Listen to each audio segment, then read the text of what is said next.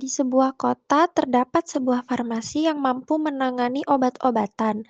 Namun, akhir-akhir ini farmasi tersebut mengeluarkan terobosan obat terbaru. Medica Farma merilis obat baru yang diklaim lebih cepat dan lebih efektif dalam menurunkan tekanan darah dibandingkan obat sebelumnya. Klaim tersebut menarik perhatian banyak pihak, termasuk dokter dan rumah sakit. Namun, sebelum obat itu bisa digunakan secara luas, diperlukan bukti ilmiah yang kuat. Untuk membuktikan efektivitas obat baru tersebut, tim peneliti dari sebuah farmasi melakukan sebuah penelitian eksperimen. Apakah klaim dari farmasi tersebut benar atau tidak? Tim tersebut mempunyai ide untuk merekrut sekelompok orang yang akan dijadikan sebagai eksperimen. Mereka merekrut 100 orang pasien penderita hipertensi, lalu membagi mereka menjadi dua kelompok yang masing-masing dari kelompok itu berjumlah 50 orang. Dari masing-masing kelompok tersebut, kelompok pertama diberikan obat lama, sedangkan kelompok kedua diberikan obat baru.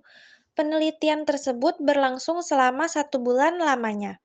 Selama penelitian, pasien diukur tekanan darahnya sebelum dan sesudah pengobatan. Tujuannya, apakah rata-rata penurunan tekanan darah pada kelompok yang memakai obat baru benar-benar berbeda secara signifikan dibandingkan dengan kelompok yang memakai obat lama. Hipotesis 0 atau HN0 menyatakan bahwa tidak terdapat perbedaan yang signifikan dalam rata-rata penurunan tekanan darah antara pasien yang menggunakan obat lama dan pasien yang menggunakan obat baru. Dengan kata lain, kedua jenis obat tersebut dianggap memiliki efektivitas yang sama dalam menurunkan tekanan darah. Dan setiap perbedaan yang mungkin terlihat hanyalah akibat dari variasi alami atau faktor kebetulan semata. Hipotesis alternatif atau H1 menyatakan bahwa terdapat perbedaan nyata dalam rata-rata penurunan tekanan darah antara pasien yang menggunakan obat lama dan pasien yang menggunakan obat baru.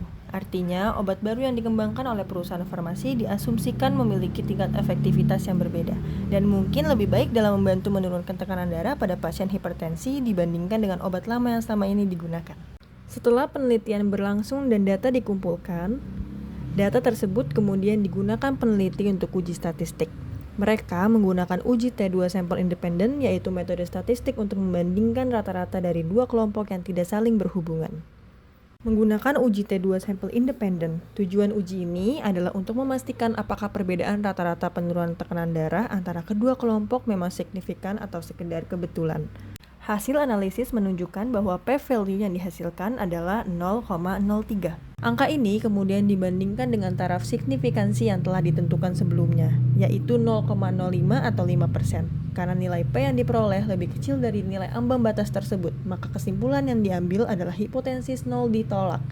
P-value kurang dari 0,05.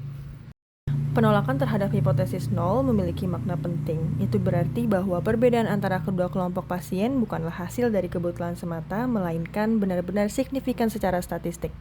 Dengan kata lain, obat baru terbukti lebih efektif dalam menurunkan tekanan darah dibandingkan obat lama sesuai dengan dugaan awal tim peneliti.